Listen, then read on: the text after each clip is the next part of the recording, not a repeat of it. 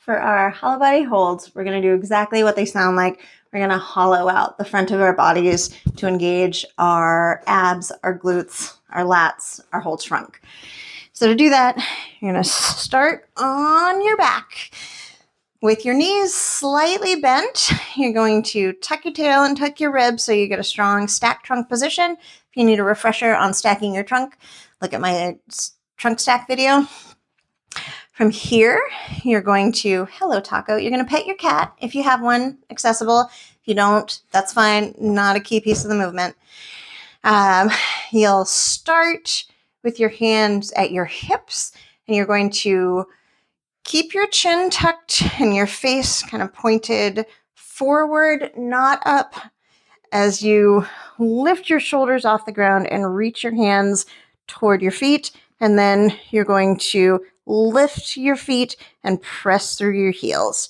So I have my hip bones and my ribs kind of pushing in toward each other to keep that hollow stack. I'm pushing out through my heels and I'm reaching for my feet. This is the first hand position. If you want a little bit more challenge, you can reach your arms behind you. Make sure that you don't start looking back as you do that. Keep your head facing down to avoid putting extra tension on your neck. If this is a little bit too much, or you feel your low back start to pull or threaten, what we can do is, first off, you'd bring your hands back. If you feel that pulling and threatening and your hands are already down here, you can raise your legs, still pressing out through your heels, and or you can bend your knees. As long as you have that hollow feeling in your trunk and you're keeping your stacked torso position, any of those options are fine. If you lose that stacked torso position, that stacked trunk position, and none of those work to relieve pressure in your low back, go ahead, stop, shake it out, and then reset to do the whole thing over again in a position that you can maintain for the whole time. Once we have done our hollow body hold, we can turn this into a dynamic movement called tuck-ups.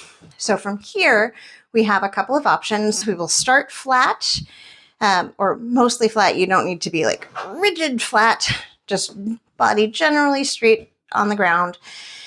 You will come up into, whoops, you will come up into a tuck and then back down, up into a tuck and then back down.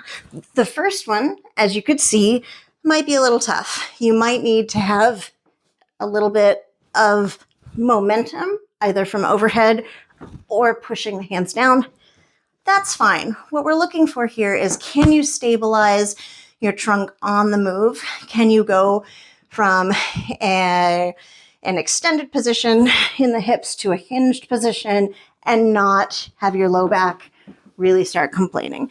So if it feels a little flaily, that's fine, as long as you're feeling it in your abs and you're not feeling it in your low back. Make sure you breathe out as you're coming up. So, and then breathe in as you go down. And those are going to be our hollow body hold and our tuck ups. Your turn. You go try.